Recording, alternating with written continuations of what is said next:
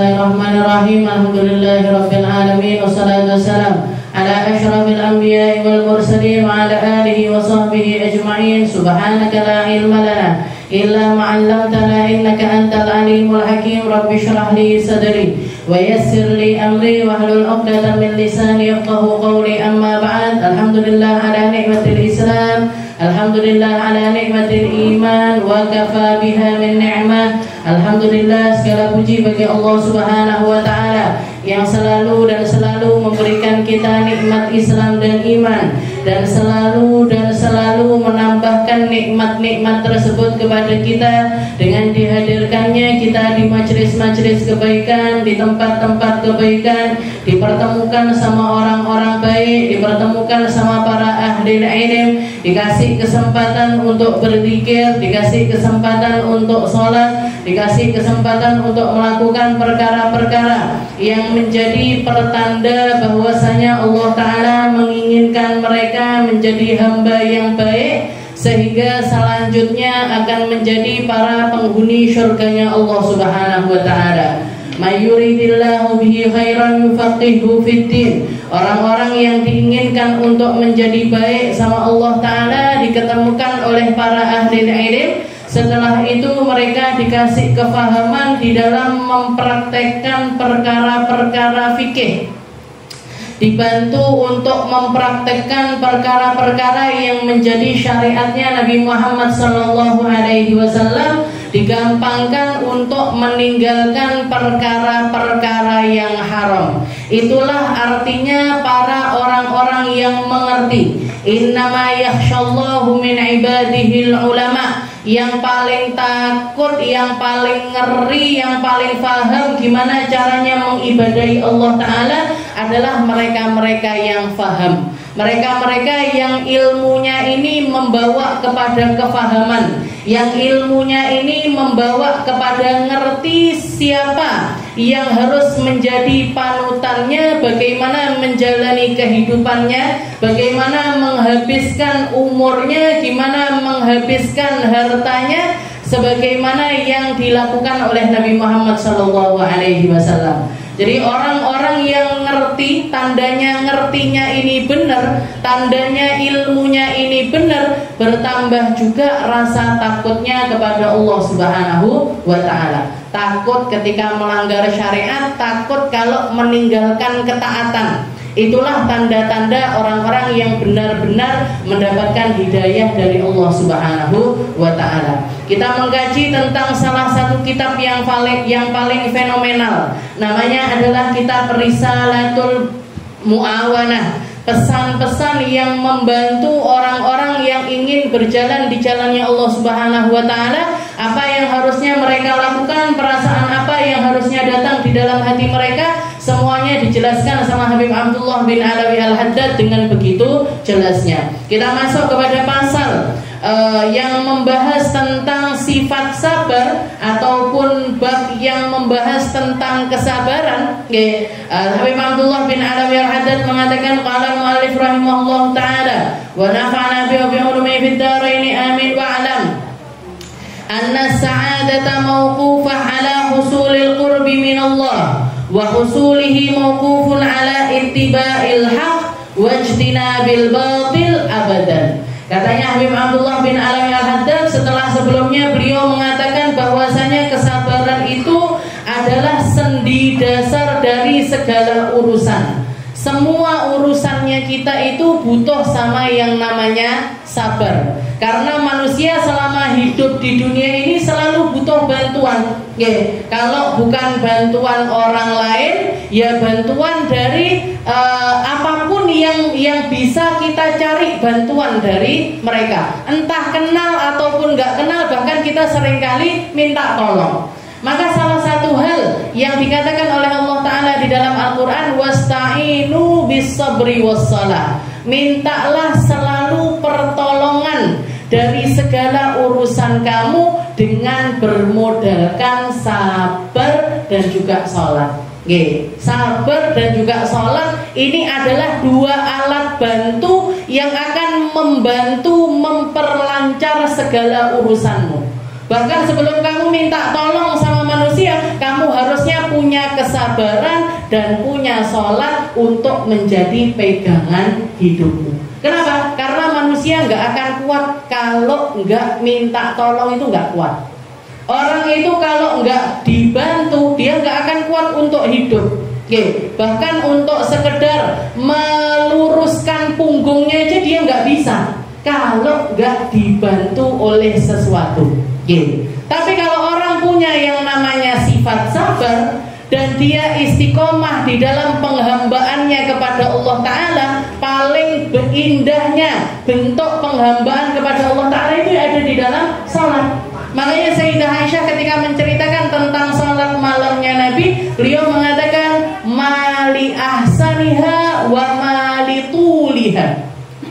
Gak ada pemandangan seindah pemandangan salatnya Nabi, dan gak ada sesuatu orang yang mampu untuk sholat sepanjang sholatnya Rasulullah Sallallahu Alaihi Wasallam. Jadi beliau mengatakan mali ahsaniha wa mali tuliha. Dari sekian banyak pemandangan indah yang pernah aku saksikan, yang bikin aku takjub ketika melihatnya, yang bikin aku merasa betah untuk memandang pemandangan tersebut adalah pemandangan sholatnya Nabi Muhammad Sallallahu Alaihi Wasallam. Lek jenengan lek ditekoi pemandangan yang paling bikin seneng itu apa kira-kira? Yo dolan saja, shopping di mall, delok kelambi-kelambi api, delok sandal-sandal api, nggih. Delok apalagi tas-tas sing api, delok tok saja enggak tumbas, nggih. Itu biasanya pemandangan orang, apalagi perempuan, nggih. Perempuan ini kan muyula tuh, sesuatu yang bikin mereka ini matanya ini teralihkan, fokusnya itu teralihkan, itu biasanya babakan perhiasan, babakan yang nempel di badan, jilbabe. Makanya di sini saya lihat kabeh jilbabe matching, sih nggak matching. Semua jilbabnya dipas-pas, yang pambik niki, jilbabnya ngene. Nanti apa namanya? Pokoknya nanti brosnya sendiri. Apalagi kemarin pas tampil di depannya Hubaba, gitu. Dipas-pas nih, sapi apa orang yang pambikku, sampai masih ireng-ireng. Masih ada tulisannya hitam tidak bermake up, tapi panggah mantes-mantes nih jenengan. Karena memang biasanya pemandangan yang bikin perempuan senang itu hal-hal yang semacam itu, perhiasan-perhiasan dan lain sebagainya. Tapi Sayyidah Aisyah, karena kedalaman ilmunya, karena ngertinya beliau, karena fahamnya beliau, karena imannya beliau mengatakan gak ada yang seindah pemandangan sholatnya Nabi Muhammad SAW, terutama kalau dilaksanakan di malam hari. Terutama kalau sudah Rasulullah itu berdiri menghadap Allah Ta'ala di malam hari, gak ada pemandangan yang lebih bikin aku betah untuk melihat ketimbang sholatnya Rasulullah SAW. Kenapa? Karena luar biasa panjang, tapi panjangnya ini indah.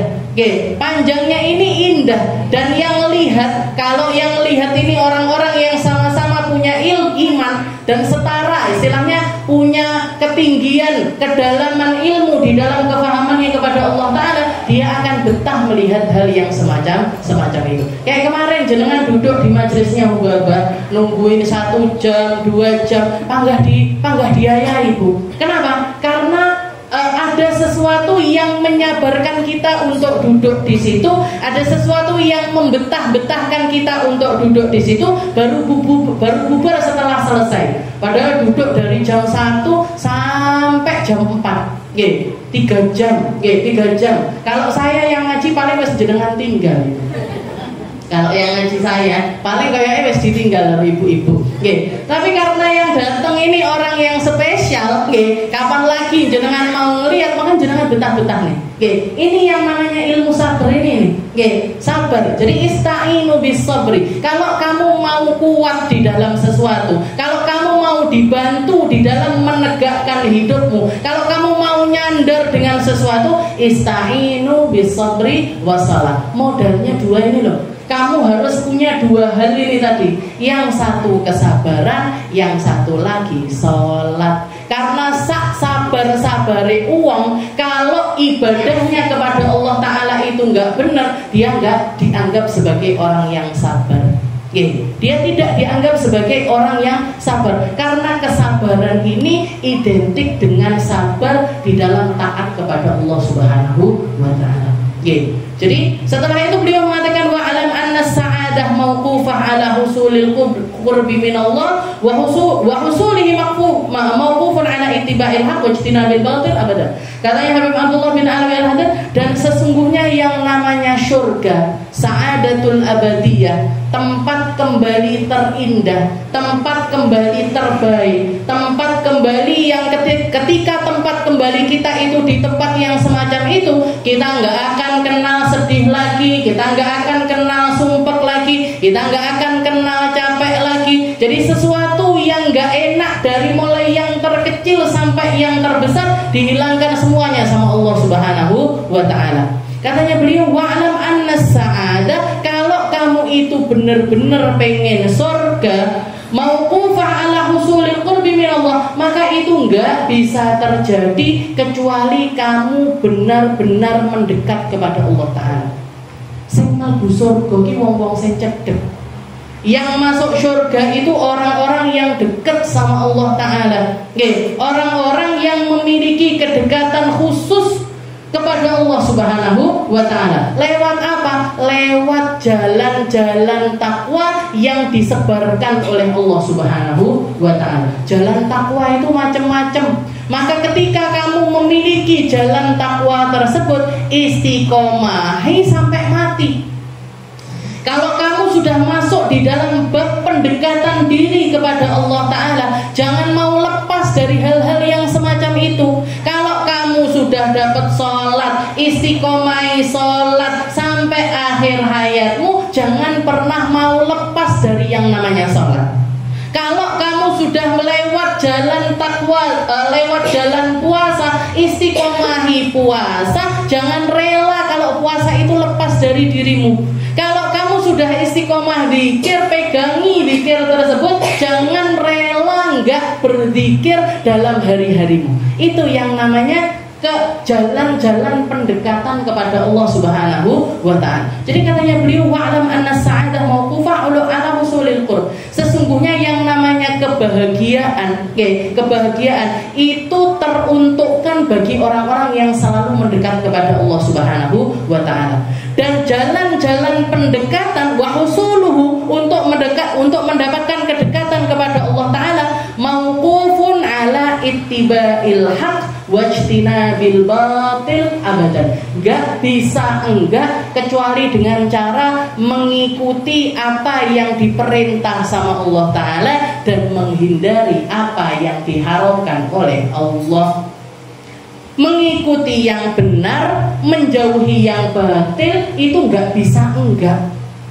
Abadan katanya beliau, nggak bisa enggak. Jadi kalau kamu memang benar-benar pengen berjalan di jalan pendekatan kepada Allah Ta'ala, nggak bisa enggak kecuali lewat jalan takwa. Takwa itu apa? Takwa itu tempatnya di sini, yang bikin kita ini ngelakoni taat, menghindari maksiat. Gak bisa enggak. Jadi gak ada jalan lain kecuali itu. Gak ada jalan lain. Gak popo, gak sholat, sing penting atine sambung. Itu kalimat yang benar-benar jauh dari istilah realisasi nyata dalam hal pendekatan diri kepada Allah Subhanahu wa Ta'ala. Jadi kalau ada orang-orang ngomong aneh-aneh, gak popo, ndak jilbaban, kan jalannya Allah Ta'ala itu kan macem-macem. Lek si jidak sing dilanggar ki ndak popo. Gak popo ngicipi homer mek titik ndak popo. Nggih. Naudzubillah min dzalik.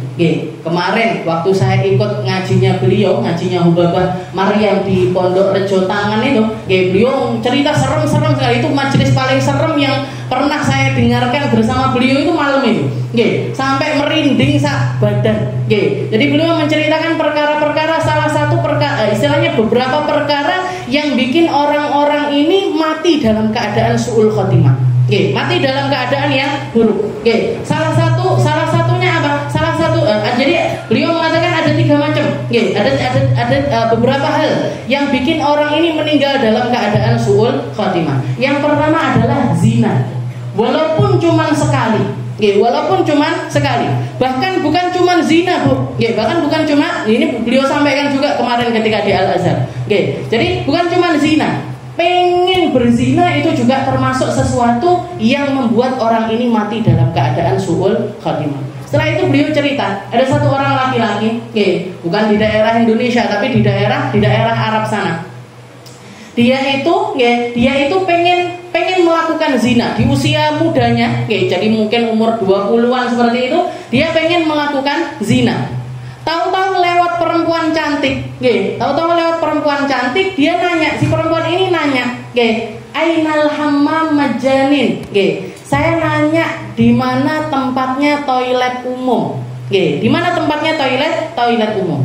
Kan si laki-laki ini dia lagi pengen zina, ujuk-ujuk enek wong wedok ayu, nanya hal yang semacam itu. Akhirnya pikirannya dia kena iki istilahnya. Kalau saya mau zina sama dia, kayaknya bisa ini. Akhirnya diarahkan sama si laki-laki tersebut. Diarahkan ke toilet umum yang sepi, Begitu masuk ke dalam toilet tersebut dikunci sama si laki-laki ini tadi. Dikunci. Maksudnya dia sudah mau melakukan hal yang nggak senonoh sama perempuan tersebut. Si perempuan ini sujono pinter, Bu. Dia nggak tegang, nggak takut, nggak nunjukkan kalau dirinya ini menolak dalam hal tersebut. Dia muter otaknya, piye caranya ben aku lepas dari laki-laki ini. Tapi kalau saya berontak, kayaknya dia nggak bakal. Istilahnya ini tempat sepi, nggak banyak orang, saya nggak akan bisa lepas dari dia. Akhirnya dia bilang gini, Pak, saya ini bukannya nggak mau ngelayanin kamu. Pak, saya ini bukannya nggak mau ngelayanin kamu, tapi sekarang ini perut saya lagi lapar. Tolong belikan saya makanan. Jere wong lanang ini tadi, tiba-tiba gelem yo iki. Ternyata mau ini si perempuan ini ternyata mau. Kalau gitu ya sudah, kalau gitu tak belikan makanan dulu. Karena pikirannya si perempuan ini sama-sama mau untuk melakukan hal yang nggak benar, dia keluar dari pintu toilet tersebut, tidak dikunci. Pergi ke pasar beli makanan, si perempuan ini tadi kabur lah, keluar dari toilet itu kabur, dia lari dari tempat tersebut. Datang bawa makanan, ternyata si perempuannya sudah hilang. Dan itu kejadian di umurnya si laki-laki ini sekitar umur 20-an tahun. Ketika si laki-laki ini sudah tua, sudah nikah, sudah tua sampai jadi kakek-kakek, ketika ajalnya dia datang mungkin sekitar 60 atau 70-an tahun, ketika sakaratul maut itu, Bu, ketika sakaratul maut, keluarganya ini nalkinkan la ilaha illallah, la ilaha illallah, la ilaha illallah. Jawabannya si bapak itu tadi, aina tariq, aina hammam majanin. Jalannya mana? Mana toilet umumnya mana? Ditalkin lagi, la ilaha illallah, la ilaha illallah. Toilet umumnya mana? Jadi kenapa? Dia yang datang kepada ingatan atau memori yang datang kepada laki-laki ini tadi kejadian ketika dia itu lagi sama si perempuan ini tadi di umur 20-an tahunnya dia. Jadi istilahnya gini, dia itu sampai usia 60 sampai usia 70, walaupun akhirnya zinanya itu nggak terjadi, meskipun maksiatnya itu pada akhirnya nggak terjadi, tapi dia tidak menyesali kejadian tersebut. Bahkan yang ada di dalam pikirannya dia, si perempuan ini sebenarnya juga mau sama dia. Jadi niatnya dia di dalam maksiat itu yang gak pernah ditaubati di hadapan Allah Ta'ala, gak pernah dia itu menganggap itu sebagai sebuah dosa. Di akhir hayatnya didatangkan memorinya sama Allah Subhanahu Wa Ta'ala dan mencegah dia untuk mati dalam keadaan husnul khotimah. Sampai mati, Bu, yang diucapkan toilet umumnya mana, loh, mati. Na'udzubillah min dzalik. Jadi jalan takwa itu nggak bisa enggak. Jadi istilahnya ketika kita punya dosa, ketika kita punya maksiat, ketika kita punya masa lalu yang nggak benar, jangan sampai di dalam hati kita ini nggak punya penyesalan di dalam hal tersebut, nggak punya keinginan untuk keluar dari hal tersebut, nggak pengen untuk memperbaiki diri, nggak pengen untuk membersihkan diri, itu jangan sampai.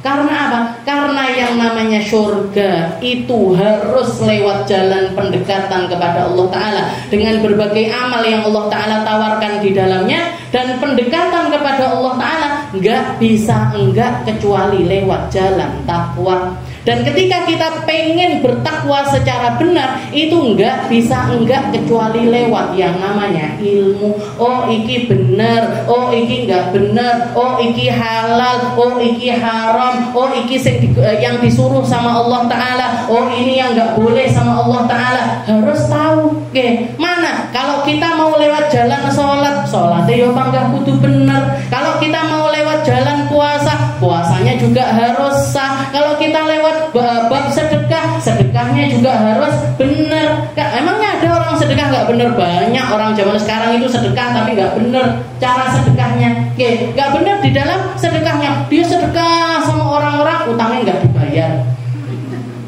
Dia sedekah sama orang-orang, SPP-nya anak-anaknya tapi nggak dibayarkan. Sing wajib nggak dilakoni, sing sunnah malah dilakoni. Jadi jenengan istilahnya kalau noto sesuatu, oh wajib dulu. Setelah wajib saya beres, saya tambahi dengan sunnah. Setelah sunnah saya beres, tak tambahi dengan ziyadah fis sunan, tambahan di dalam kesunahan untuk memperindah jalan takwa saya menuju Allah Subhanahu wa Ta'ala. Tapi sing wajib iku kudu dibenakne dhisik. Yang wajib, yang benar di dalam kewajiban-kewajiban itu harus disempurnakan dulu, dan itu lewat jalan ilmu. Lewat jalan ilmu. Makanya kalau ada orang pengen punya titik balik kembali kepada Allah Ta'ala, pengen benar-benar jalan lurus di jalannya Allah Ta'ala, yang pertama kali harus ditempuh adalah thalabul ilm, sinau. Saya pengen ngaji Al-Quran. Saya pengen ngaji Al-Quran. Gimana caranya? Belajar ilmunya Al-Quran. Saya pengen masuk surga ini lewat jalan baca Al-Quran. Berarti apa? Ya harus dengan membenahi bacaan Al-Quran. Saya pengen lewat sholat. Sholat ini tadi harus dibenahi, rukun-rukunnya, habis itu syurut-syurutnya. Kudu sinau, jadi sholat, wudu, taharah, itu semuanya berkaitan. Makanya kalau jenengan belajar fikih, biasanya mesti bab pertamanya bab taharah, pengenalan air. Ini air yang bisa dipakai bersesuci, ini air yang nggak bisa dipakai bersesuci. Habis itu nanti diwarai carane cebok. Kenapa kok cebok aja kita diajarin sama Allah Ta'ala? Karena katanya Nabi Muhammad SAW, paling banyaknya orang diazab di kuburan itu bukan karena dosa-dosa yang gimana-gimana, tapi sebagian besar di antara mereka lam yatanazzahuna minal baul, nggak bersih ketika istinja, nggak bersih ketika cebok. Pipisnya belum selesai dia sudah cebok. Setelah itu ketika dia berdiri, dikiranya pipisnya sudah habis, tiba-tiba sing metu. Akhirnya apa? Kena celananya, kena sarungnya, kena bajunya, dipakai sholat, sah apa mboten kira-kira? Mboten sah. Jadi dia nganggep sholatnya ini sah, padahal sholatnya mboten sah.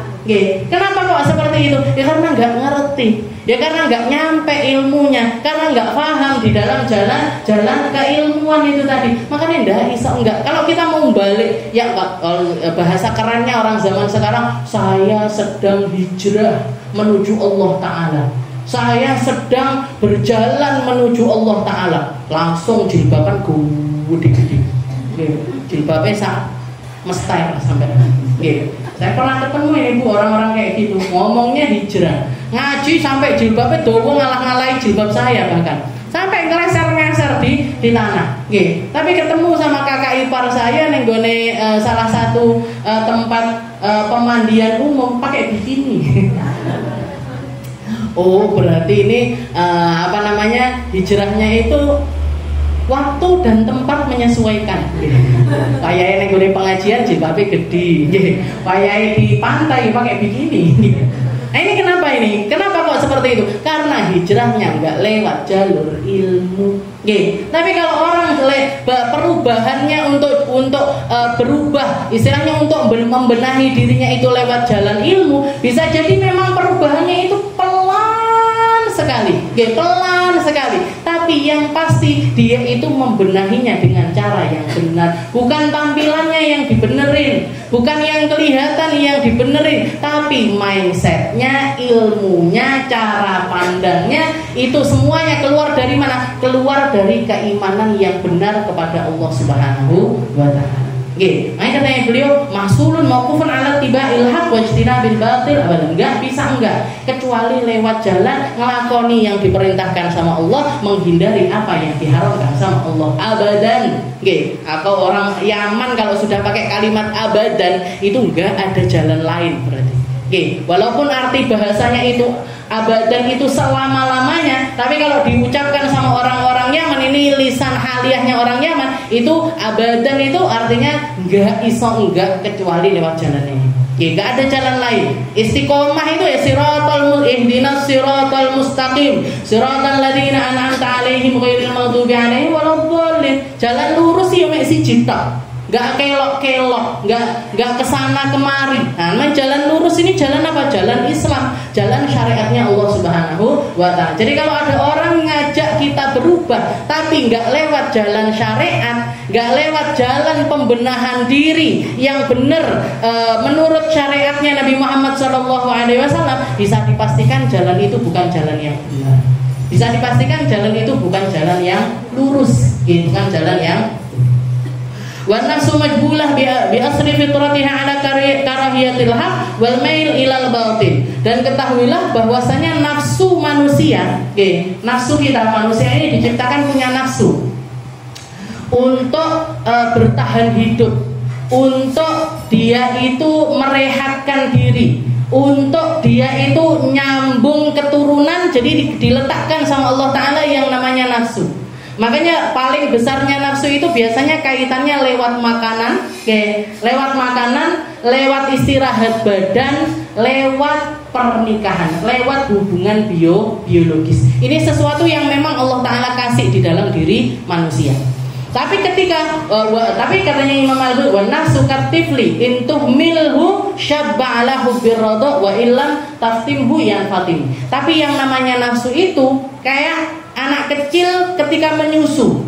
Kalau kamu tidak mengaturnya biar dia ini lepas dari susuannya, sampai gede ya panggah nyusu.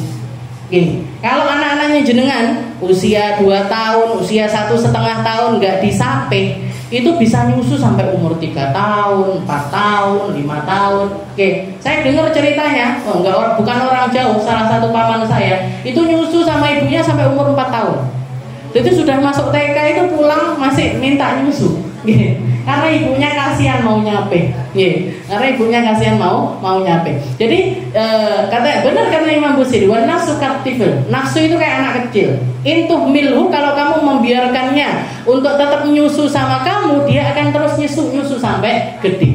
Maka yang babakan makanan, istirahat, hubungan biologis itu kita harus punya manajemen di dalamnya. Kudu diatur. Jangan sampai kita yang nuruti dia, tapi dia yang harus nurut sama kita. Jangan sampai kamu diperbudak sama hawa nafsumu sendiri. Katanya Habib Abdullah, wa nafsu majbulah bi asri fitratiha. Sesungguhnya manusia itu sudah punya hawa nafsu sendiri-sendiri di dalam dirinya mulai dari lahir. Dan modelannya nafsu atau sifatnya nafsu ala karahiyatil haq wal mail ilal batil. Dia itu biasanya condong kepada sesuatu yang buruk dan gak senang melakukan sesuatu yang baik. Gak senang melakukan kebaikan itu gak senang. Makanya orang mau sholat itu butuh perjuangan. Orang mau ngaji butuh perjuangan. Orang mau nutup aurat butuh perjuangan. Orang mau bakti sama suami butuh perjuangan. Orang mau bakti sama orang tua butuh perjuangan. Orang mau belajar secara benar butuh perjuangan. Kenapa? Karena sesungguhnya nafsunya itu enggak menginginkan itu. Enggak condong pada sesuatu yang semacam itu.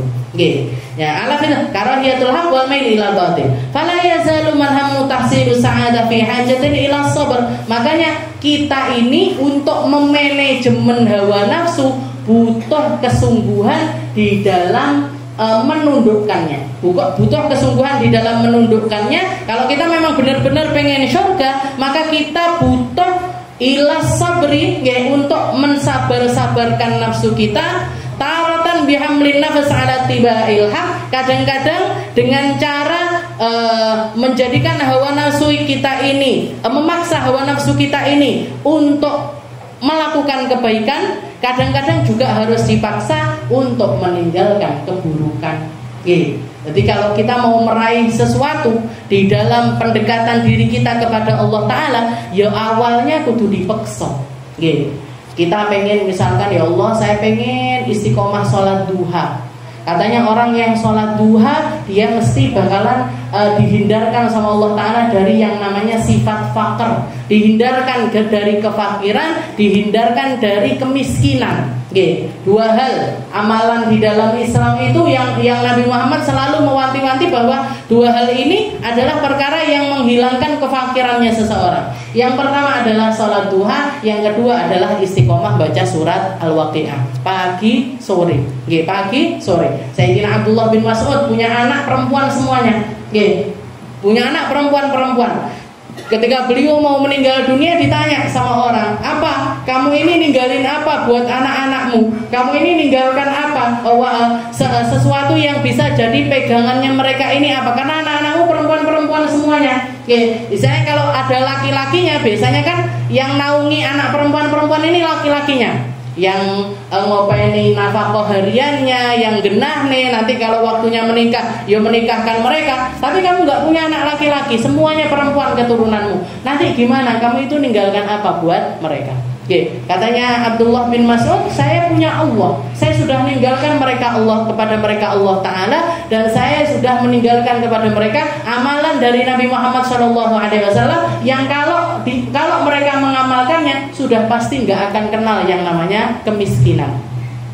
Apa itu? Sholat duha sama baca surat Al-Waqi'ah. Anak-anakku sudah tak biasakan untuk melakukan itu mulai dari mereka kecil. Itu katanya Abdullah bin Mas'ud. Jadi apa tadi? Itu tadi pokoknya. Jadi kalau misalkan kita pengen istiqomah sholat duha, pertama nih biar kita meraih sholat duha ini gimana cara? Dipaksa dhisik, Bu. Pokoknya mulai dari mulai dari isyraq sekitar 6:30 sampai waktu duhur harus ada kesempatan bagi kita untuk melaksanakan sholat duha walaupun cuma 2 rakaat. Kalau sempetnya jam 7 ya jam 7, sempetnya jam 8 ya jam 8. Kalau misalkan kadang-kadang kan kita juga ada waktu-waktu di mana sibuknya itu mungkin pas keluar kota atau lagi repot apa dan lain sebagainya. Gimana caranya biar tetap istiqomah sholat duha? Kalau sampai ketinggalan diqodoi. Jadi jadikan sholat duha itu bebannya kita. Selain sholat wajib aku yo kudu duwe sholat duha, masih yo mek 2 rakaat. Tapi misalkan ketiduran, atau misalkan lagi sakit, atau misalkan lagi bepergian jauh, atau misalkan lagi mantu dan lain sebagainya, bener-bener gak sempat untuk sholat duha, diqodoi sholatnya. Biar apa? Biar nafsu kita ini terdidik untuk tidak menyepelekan, melepaskan perkara-perkara sunnah yang semacam ini. Saya pengen istiqomah bangun malam, gimana cara? Dipaksa dhisik. Dipaksa dulu untuk bangun malam. Saya pengen rutin baca wirid harian, baca rotib haddad misalkan, ya sudah harus dipaksa dulu. Dan yang namanya istiqomah, itu enggak kecuali sangat terasa berat. Enggak bisa kecuali sangat terasa berat. Napa mboten? Jangan nyekali ngaji Senin loh. Jangan megang ngaji di sini setiap hari Senin. Nah, itu kan juga butuh perjuangan. Kadang repot, kadang loro, kadang ini itu dan tapi ngodok ini piye bisa tidak bisa dikodok. Lah wis ngeten iki piye carane ngodok? Paling pol ngodokinya paling dengarkan rekamannya. Itu pun feel-nya enggak bakalan sama dengan ketika kita hadap-hadapan semacam ini. Jadi nafsu itu seperti itu. Kalau kita mau nundukinnya dari awal itu kudu dipaksa dhisik. Setelah dipaksa nanti istislam. Nafsu kita akan menerima bahwasanya yang ini ibadah-ibadah ini memang menjadi bagian dari hidup saya. Sholat duha jadi kebiasaan, nggak berat lagi bisa. Jadi kebiasaannya kita. Sholat malam jadi kebiasaannya kita. Zikir-zikir jadi kebiasaannya kita. Nanti tambah lagi kalau terus istiqomah lagi, nanti masuk ke dalam yang namanya al-muwafaqah. Jadi kebutuhan hidup yang sampai kayak kita nggak bisa hidup tanpa perkara tersebut. Anda iso nggak enak hati saya kalau nggak duhaan, nggak enak hati saya kalau nggak bangun malam, nggak enak hati saya kalau nggak zikiran, nggak enak mulut ini kalau nggak zikiran, kalau nggak cetek, kalau nggak muterkan tasbih itu nggak enak. Nah ini berarti apa? Nafsunya sudah muwafaqah fi, sudah sangat bersesuaian dengan yang namanya ibadah. Seperti yang saya saksikan kemarin di Hubabah Maryam. Bahwa Maryam itu sudah sepuh, Bu, tapi ibadahnya luar biasa. Ibadahnya luar biasa. Teman-teman yang ikuti beliau mulai dari Batu sampai Tulungagung, katanya mereka perjalanan 2 jam atau 2 jam setengah itu di mobil itu nggak berhenti wirid. Mulai dari baca Al-Kahfi, baca Ad-Dukhan, baca Ar-Rahman, baca Al-Waqi'ah, baca ini terus. Padahal sampai di Al-Azhar beliau cuma istirahat sebentar, habis itu makan, habis itu langsung ke majelis. Dan ngajinya beliau sekitar lama sekali, 2 jam dan bahkan lebih kayaknya.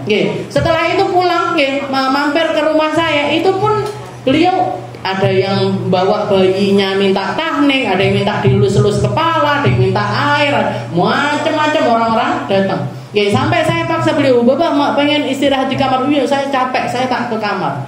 Nyampe kamar dikira mau leha-leha di kasur, bukan Bu, duduk di kursi beliau minta dinet-net. Jadi kakinya itu dinet-net, tangannya dinet-net. Terus ngobrol, nanya saya dakwah di sini gimana, ini itu dan lain sebagainya. Jadi sambil pijet-pijet itu sambil ngobrol-ngobrol. Nggak tidur beliau, nggak tidur. Setelah itu apa? Kelihatan jamnya mulai jam 5:15. Ayo nakrak wirid, langsung baca wiridul latif. Baca wiridul latif sampai maghrib. Habis itu beliau bersih-bersih sebentar, keluar dakwah lagi di masjid, di pondok yang satunya lagi. Itu selesai itu sekitar 10:30. 10:30 itu baru pulang dari sana. Jangan tahu masuk mobil lagi. Ini teman-teman ini sudah lemes kabeh, motornya krip-krip semua. Gubernur bilang, "Hayya naqra burda." Minta burdahan di mobil. Bayangkan. Jadi perjalanan dari Ngunut ke hotel itu, mau tempat penginapannya beliau, ngajari orang-orang baca burda. Terus gimana? Saya tanya Alwiyah teman-teman saya, gimana? Aduh Kak, ini mata kita sudah kicer-kicer kayak gini, diajak baca burda sama beliau. Ya Allah. Ini orang kalau sudah nafsunya tertundukkan sedemikian kayak gitu, itu Bu, penundukan itu butuh perjuangan yang luar biasa lama. Luar biasa lama, luar biasa berat sampai beliau jadi orang yang smart. Datang kemarin di Al-Azhar, yang pertama kali ditanya, orang-orang sudah ada yang mimpin zikir apa belum? Sudah Bapak, sekarang lagi baca zikir jama'i. Setelah itu nanti baca Diyaul Lamik, baru beliau tenang. Kalau nggak gitu Bu, langsung budal nih Bu, langsung ke majelis itu. Nggak bakalan rehat dulu, itu enggak, beliau maunya langsung ke majelis, maunya langsung ketemu sama jenengan. Beliau lah iso sing mimpin Diyaul Lamik nih Bu. Karena semangatnya di dalam beribadah kepada Allah Subhanahu wa taala. Jadi nafsu itu seperti itu. Nanti kalau kita nggak memulainya dengan memaksanya, dia itu nggak akan tunduk kepada kita, dan juga nggak akan bisa menikmati tentang lazzatul ibadah. Yang namanya kelezatan ibadah itu nggak akan pernah nyampe kepada kita kalau kita nggak memulainya dengan memaksa hawa nafsu kita. Wasabru ala arba'ati aqsam, awwaluha as-sabr ala ta'ah. Dan beliau mengatakan, Habib Abdullah bin Alwi Al-Haddad mengatakan, manzilatul ula, taraf pertama atau tahapan pertama di dalam orang yang kesabaran, kesabaran yang paling rendah, kesabaran yang nomor 1 itu adalah as-sabr ala ta'ah. Jadi as-sabr arba'atu aqsam. Yang namanya sabar itu ada 4 derajat. Ada 4 derajat. Yang pertama adalah as-sabru ala ta'ah. Yang pertama adalah sabar di dalam menjalankan ketaatan. Sabar di dalam menjalani ketaatan. Wa tsaniha as-sabr 'alal ma'asi. Dan yang kedua adalah sabar di dalam menghindari maksiat. Yang kedua adalah sabar di dalam menghindari maksiat. Wa tsalitsu as-sabr 'alal makarih. Yang ketiga adalah sabar dari perkara-perkara yang kita benci. Dari perkara-perkara yang enggak enak. Nah itu adalah tingkatan sabar yang ketiga. Wa rabi'uha, dan yang keempat as-sabru 'ala syahwat. Sabar di dalam menghadapi syahwat nafsu kita. Syahwat diri kita. Nah, jadi yang paling awal itu adalah as-sabr 'ala ta'ah. Nyabarin diri di dalam melakukan ketaatan. Allah Ta'ala mengatakan di dalam Al-Quran, wadhkurisma rabbika bukratan wa asila. Wahai manusia, ingatlah selalu Tuhanmu di pagi dan sore hari. Maksudnya apa? Kenapa kok Allah Ta'ala ngingetin kita untuk nginget Allah Ta'ala? Karena yang namanya zikir, ketika orang hatinya itu nyambung sama Allah Ta'ala, hatinya itu ingat sama Allah Ta'ala, itu akan membantu dirinya untuk selalu bersabar. Jadi orang kalau hatinya nyambung sama Allah Ta'ala, dia akan terbantu untuk bisa sabar. Sabar di dalam taat, butuh yang namanya ingat sama Allah. Sabar di dalam menghindari maksiat juga butuh istilahnya kalau kita mau mendapatkannya butuh ingat sama Allah Ta'ala. Makanya Nabi Muhammad SAW, beliau itu orang yang paling taat, orang yang paling menghindari maksiat. Kenapa kok seperti itu? Karena beliau orang yang yadhkurullah fi kulli ahyani. Katanya Sayyidah Aisyah, karena Nabi SAW yadhkurullah fi kulli ahyani. Nabi Muhammad itu enggak pernah kecuali beliau itu dzikiran. Enggak pernah kecuali hatinya itu nyambung sama Allah Ta'ala. Bahkan tidurnya beliau pun enggak lepas dari ingat sama Allah Ta'ala. Karena beliau selalu ingat, istilahnya hatinya kalau dibilang sinyal gitu, sinyalnya Nabi Muhammad sama Allah Ta'ala itu enggak pernah putus. Nah itu kan pedot-pedot gitu. Pas ngaji ngene eling, metu kok laline. Pas dzikiran iling, pas ngaji Al-Qur'an iling, tapi pas ning gone pawon lali neh. Pas ngadepi bojone lali neh. Pas ketemu tanggane lali neh. Pas ketemu bakul sayur lali neh. Akeh lali neh dipedhot. Nah, jadi sinyalnya kita sama Allah Ta'ala itu kan putus nyambung. Makanya kadang-kadang kesel nyelewat sana, nyelewat sini. Kalau Nabi Muhammad itu sinyalnya itu 4G, 5G, bahkan, istilahnya tidak tahu pedot sama sekali, nggak pernah lepas sama sekali. Makanya beliau jadi orang yang paling sabar di dalam segala keadaan, sabar di dalam taatnya, sabar di dalam meninggalkan maksiat, sabar di dalam nggak mengikuti hawa nafsu, sabar di dalam nggak mengikuti apa-apa yang makruh itu, lepas semuanya dari diri Nabi Muhammad SAW karena beliau selalu berzikir. Wa sabr ala arba'ati aqsam, awwaluha as-sabr ala ta'ah. Jadi yang pertama adalah sabar di dalam ketaatan kepada Allah. Wa yahsul batinan bil ikhlas wa huduril qalb fiha wa dhahiran biluzumiha wa dawam 'alaiha wa dukhul fiha binashat wal ityan biha 'ala al-wajhil masyru'. Dan ini bisa dilakukan ketika orang itu memiliki hati yang ikhlas di dalam menjalani ibadah kepada Allah. Wa hudurul qalb, dan hatinya itu hadir. Wadhahirun biluzumiha, jadi dohirnya dia melazimi ketaatan tersebut dan istiqomah di dalam menjalaninya, masuk di dalam perkara ibadah tersebut binasyatin, dengan penuh semangat. Wal ityan biha 'alal wajhil masyru', dan melakukannya sesuai yang diperintahkan oleh syariatnya Allah Subhanahu wa Ta'ala. Jadi yang namanya sabar di dalam ketaatan itu dohir batin itu butuh diselaraskan. Dohir batin butuh diselaraskan. Batinnya diselaraskan dengan cara apa? Batinnya diselaraskan dengan melazimi keikhlasan di dalam melaksanakannya dan berusaha khusyuk di dalam perkara taat tersebut. Jenengan pengen jadi orang yang sabar di dalam taat. Kita ini kan lagi sabar di dalam taat.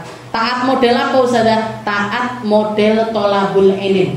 Taat model golek ngilmu, nggih, mencari ilmu, nggih. Maka jalan ketaatan yang semacam ini, cara kita untuk sabar itu apa? Cara kita untuk mensabarinya itu apa? Yang pertama, hatinya kudu ikhlas, nggih. Ngajine kudu ikhlas. Sing ngrungokne utawa sing ngomong utawa sing laden-laden utawa sing bleber kloso dan lain sebagainya, hatinya harus ikhlas. Kalau sudah nggak ikhlas, nggih, orang kalau lepas dari keikhlasan nggak mungkin bisa sabar, nggih, nggak mungkin bisa sabar, nggih, nomor wal khusyuk fiha. Dan yang kedua apa? Hati kita yang harus kita kondisikan apa? Harus khusyuk, nggih. Ngantuk Ustazah, saking khusyuknya sampai keturun. Kalau memang keturunnya itu datangnya dari khusyuk, betul apa-apa. Tapi kalau ngantuknya itu datang bukan karena khusyuk, bukan karena khusyuk, jenengan teko langsung golek sendenan langsung. Nah, berarti apa? Nawaitu turu, jangan langsung ngomong Allahumma amin ya bismika amun. Jadi pas nawaitu talum buat talum. Jadi kalau mau sabar di dalam ketaatan semacam ini, yang harus diusahakan dua hal ini tadi. Hatinya ikhlas, hatinya ikhlas. Budal ngaji ini pun jangan bilang Bismillah Allahumma ikhlas. Ya Allah saya ngaji, saya ngaji, saya budal tolabul ilim, jenengan paringi ikhlas di dalam hati saya. Biar apa? Biar masuk di dalam golongan orang-orang yang ikhlas di dalam ketaatan, yang sabar di dalam taatnya, yang dapat pahala yang benar dari Allah Ta'ala. Kenapa? Karena orang pertama, kalau orang sudah nggak ikhlas, orang sudah nggak ikhlas nggak mungkin bisa sabar. Nggak mungkin bisa sabar, karena kesabaran itu datangnya setelah datangnya keikhlasan. Dan yang kedua apa? Yang kedua adalah hudurul qalb fiha, mengupayakan untuk hudur hatinya, mengupayakan untuk khusyuk di dalam menyimak setiap apa yang datang di tempat ini. Kalau dohirnya gimana? Dohiruha biluzumiha. Jadi yang kedua adalah mengistiqomahnya bahkan dengan memaksanya sekalipun. Ngeluh-ngeluh titik, bismillah mangga budal. Wetenge loro-loro titik, bismillah mangga budal. Nah, ini nanti kalau kita seperti itu, insya Allah dikasih sama Allah Ta'ala kesabaran. Buat dawam alaiha, dan mengistiqomahinya. Selalu mengusahakannya. Majelisnya kita ini udah berjalan sekitar 11 tahun. Udah berjalan sekitar 11 tahun. Orang-orang awal yang hadir di tempat ini gak bisa enggak kecuali ad-dawam alaiha, mengusahakannya dengan cara istiqomah selalu datang mulai dari awal sampai akhir. Wa dukhul fiha binasyat, dan mengusahakan masuk itu dengan semangat. Makanya jenengan budal niku dienakne dulu badannya, dienakan dulu badannya dengan cara apa? Ya wudu, benda ngantuk, setelah itu pakai wangi-wangian, benda terganggu bau-bau sebelah-sebelahnya, dan lain sebagainya. Apapun yang bikin kita semangat, jangan bawa ke sini. Jangan bawa di tempat ini. Binasyat wal ityan biha ala wajhil masyru', dan melakukannya dengan cara yang disyariatkan oleh agama. Jadi datangi tempat-tempat baik itu butuh dengan adab-adab yang baik, butuh cara pandang yang baik, butuh aturan yang baik sesuai yang diperintahkan sama Allah Subhanahu wa taala. Wa yab'ats 'ala hadha as-sabr dzikru ma wa'adallahu 'ala fi'li at-ta'at min thawab 'ajilan wa ajilan. Wallahu a'lam bishawab. Insyaallah kita lanjutkan di pertemuan selanjutnya.